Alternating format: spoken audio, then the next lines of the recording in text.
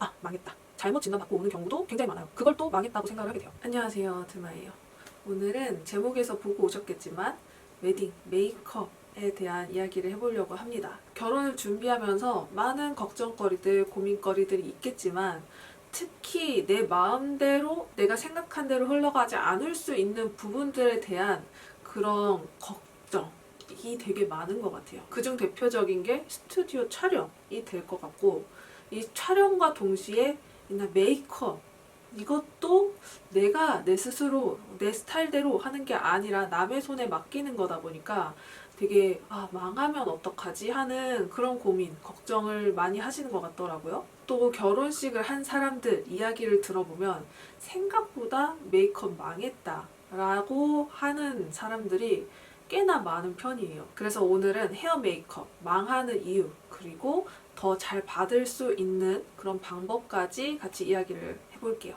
웨딩 메이크업 망하는 이유를 먼저 알려드릴게요. 첫 번째, 유행하는 메이크업 요구하지 말자. 요즘 유행하는 게 가닥 속눈썹이잖아요. 뭐 아이돌 속눈썹이라고도 불리기도 하는데, 요게 좀 이렇게 인형같이 이렇게 숑숑숑 올라가 있으면서 산뜻한 느낌도 있고, 뭔가 속눈썹이 막 너무 풍성하게 이렇게 올라가 있으면 답답해 보이는 느낌도 없잖아 있는데, 이렇게 남들이 해놓은 거 보니까 되게 깔끔한데도 속눈썹이 길어 보이고 예쁘다라는 생각이 든단 말이에요. 내가 인생 처음으로 공주놀이를 하는데 또 공주님 같은 그런 요즘 유행하는 메이크업들 해보고 싶단 말이죠. 근데 이게 내 얼굴형에 잘 맞는지, 얼굴 이미지, 퍼스널 이미지에 잘 맞는지를 알고 하셔야 돼요. 요즘 유행하는 메이크업이라 해서 따라 했는데 내 얼굴 이미지랑 잘 안 어울리는 느낌이다 하면은 촌스러워질 수밖에 없어요. 두 번째, 내가 아는 컬러 이야기하지 않기. 이 똑같은 립이라 했을 때 내가 아는 컬러의 느낌, 이름과 샵에서 알고 있는 컬러의 느낌은 다를 수가 있어요. 예를 들자면 나한테 잘 받는 컬러가 코랄 2방울, 핑크 2방울, 베이지 1방울, 요 컬러를 섞었을 때 나오는 뭔가 핑크 코랄, 산호색스러운 느낌이 나한테 잘 받았어. 그래서 샵에 가서 저는 산호색이 잘 받아요, 이렇게 얘기했을 때 샵에서는 내가 말한 산호색이라는 컬러가 코랄 2방울, 핑크 2방울, 베이지 1방울의 느낌을 가진 색이라는 걸 정확하게 알 수 없어요. 샵에서는 코랄 3방울, 핑크 2방울 정도의 느낌이겠구나 라고 생각할 수도 있는 거란 말이에요. 또 대체로 내가 생각하고 있는 게 정답이라고 생각하는 경우가 많아요. 특히 많이들 착각하고 있는 게 코랄색은 코랄이에요. 근데 대체로는 코랄색을 웜핑크 정도로 생각하는 경우도 굉장히 많고요. 라벤더 컬러는 마찬가지로 그냥 라벤더예요.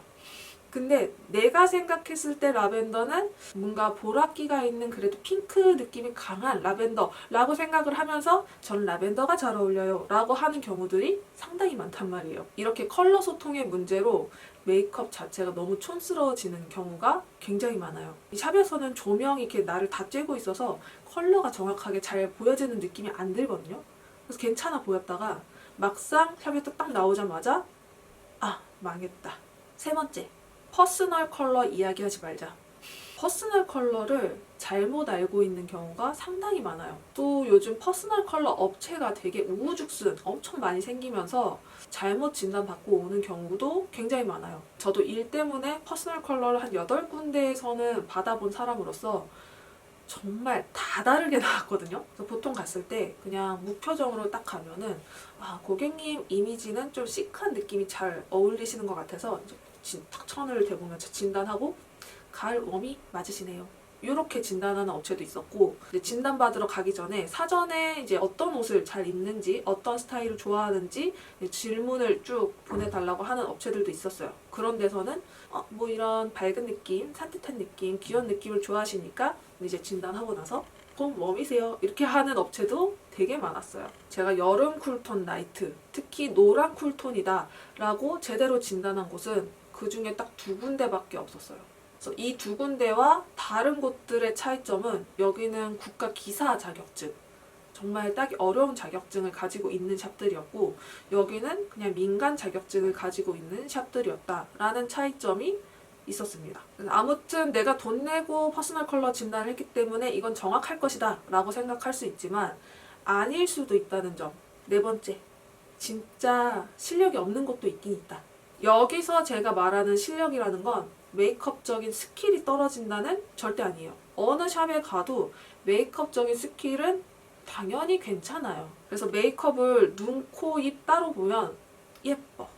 근데 조화가 잘 안 됐어.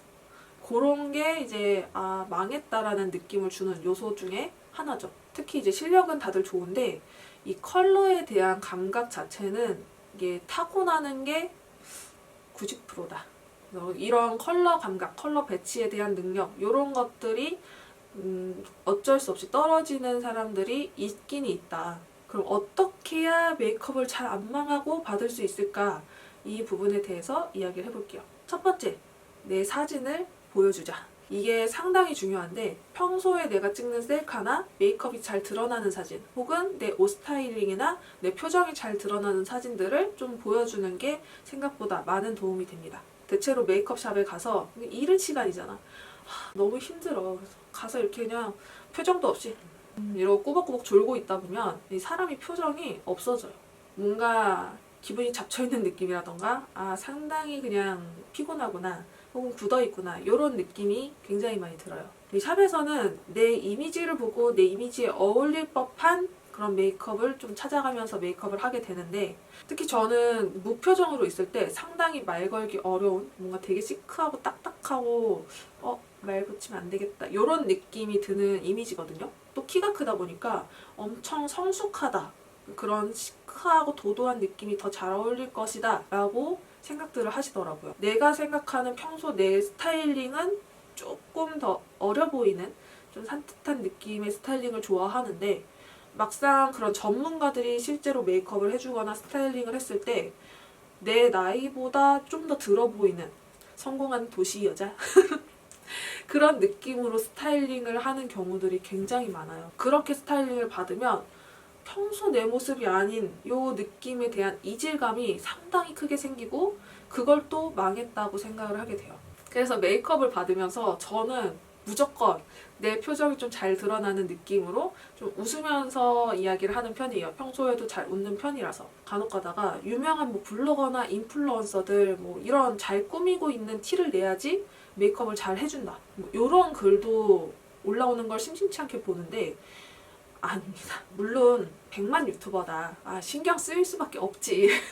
없는데 이걸 내가 뭐 실력이 요만한데 이 사람한테 이만큼 어떻게든 해줄게 이런 느낌이 전혀 아니에요. 이런 사람들은 워낙 보여지는 이미지가 또렷하고 이 사람한테 어울리는 스타일링이 확고하다 보니까 그럼 이 사람은 그냥 이런 스타일로 하면 되네? 라는 그 스타일링에 대한 파악이 굉장히 빠르게 보여지니까 이 사람 평소 느낌은 그대로 유지하면서 그래도 전문가라 스킬이 훨씬 더 좋으니까 더 깔끔한 느낌. 그래서 이 사람은 메이크업 되게 잘 받았네? 라는 느낌이 나게 되는 것 뿐입니다. 두 번째, 평소 잘 쓰는 색조 제품 들고 가기. 망하는 이유 두 번째에서 설명을 했지만 내가 아는 색을 아무리 내가 잘 설명을 한다 한들 내가 퍼스널 컬러리스트다. 그래서 이 색의 색 조합은 어떻고 이런 색이 조합된 색이에요 라고 설명을 해도 못 알아들을 수도 있고요.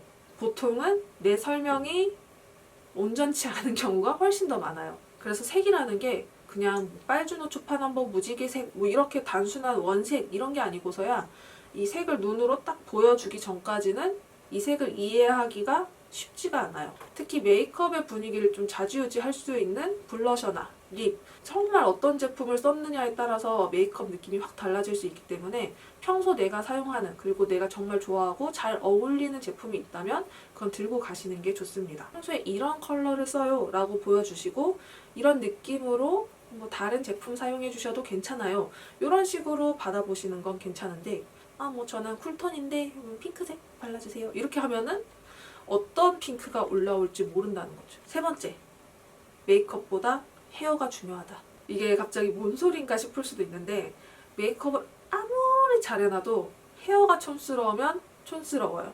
반대로 메이크업이 조금 아쉬운 부분들이 있어도 헤어가 정말 세련되게 잘 돼 있으면 그런 촌스럽다는 느낌이 들지가 않거든요. 그래서 제가 헤어 변형은 꼭 부르라고 이야기를 하고 싶은 이유 중 하나예요. 메이크업은 그래도 잘 하는데 헤어 못하는 샵들이 생각보다 많아요. 그렇기 때문에 헤어 변형을 불러라. 네 번째, 나한테 잘 어울리는 헤어스타일 파악하기. 제가 헤어가 정말 중요하다고 했잖아요. 그래서 요거를 내가 미리 파악하고 요구할 줄 아는 게 조금 중요한 편이에요. 근데 내가 어떻게 알아? 나한테 잘 어울리는 거 어떻게 아냐고. 모르지. 내가 전문가도 아닌데. 그래서 그냥 가장 기본적으로 체크해야 될 부분이 웨이브가 어울리는지 안 어울리는지 요걸 파악하는 것도 중요한데 전 안 어울려요. 이제 정확하게 얘기하자면 웨이브가 뭐 아예 안 어울리는 사람이 어디 있겠어. 뭐 어떻게든 예쁘게 스타일링을 하면 예쁘겠지. 저한테 어울리는 웨이브 스타일은 여기에는 웨이브기가 들어가면 얼굴형이랑 안 어울려요. 그래서 여기는 이렇게 딱 붙어서 내려오되 여기 귀 옆부터는 이렇게 볼륨이 들어가도 괜찮은 얼굴형입니다. 웨딩 느낌이랑은 또 잘 맞진 않아서 저는 그냥 생머리로 촬영을 했어요. 꼭 웨딩 촬영은 웨이브다. 요거는 아닙니다. 내 드레스 느낌 그리고 내 얼굴 느낌, 이미지랑 합쳐봤을 때 웨이브가 어울리는지 안 어울리는지 파악해보시는 거 정말 중요해요. 또 앞머리. 제가 웨딩 촬영 전에 참지 못하고 또 자르는 바람에 딱 요거 정도, 이거보다 좀 짧은 길이감의 앞머리를 가지고 있었거든요. 근데 뭐 저도 앞머리가 있는 게 개취지만 사진에서는 앞머리 있는 게 그렇게 예쁜 느낌은 안 들거든요. 그래서 충동적으로 이렇게 잘랐다가 최대한 길러서 또 애교머리 느낌으로 앞머리 내서 촬영을 했는데 뭐 요거는 난 그래도 죽어도 앞머리가 있어야겠다라고 생각하시면 어쩔 수 없는 건데 앞머리를 내렸을 때 금방 사진이 촌스러워질 수는 있다라는 거 조금 생각을 하시면 좋을 것 같고요. 이런 식으로 포인트들을 짚어가면서 나한테 어울릴 헤어스타일이 어떤 건지 파악을 해보시는 거 중요합니다. 다섯 번째, 내가 입을 드레스 보여주기. 뭘 자꾸 보여줘야 되는데 근데 진짜 어쩔 수 없어요. 이제 메이크업 선생님이랑 헤어 선생님 전부 다 나를 평소에 보던 사람들이 아니라 난 이날 처음 보는 거잖아요. 그럼 이 사람들이 나를 봤을 때 그리고 내가 뭘 할지, 뭘 입을지, 어떤 스튜디오에 가서 촬영을 할지 전혀 정보가 없단 말이에요. 이 사람들한테 주어진 정보는 내 이름, 그리고 내가 몇 시에 아웃해야 되는지 요 정보밖에 없어요. 그래서 나에 대한 정보를 최대한 많이 주는 게 가장 중요한 포인트거든요. 그게 소통이에요. 스튜디오는 어딘지 얘기해도 모를 수 있어요. 뭐 흰 배경이 많은 깔끔한 스튜디오예요? 아니면 뭐 좀 앤틱한 느낌이 많이 드는 스튜디오예요? 이런 정도로만 이야기하시면 되고요. 이제 드레스를 보여주는 겁니다.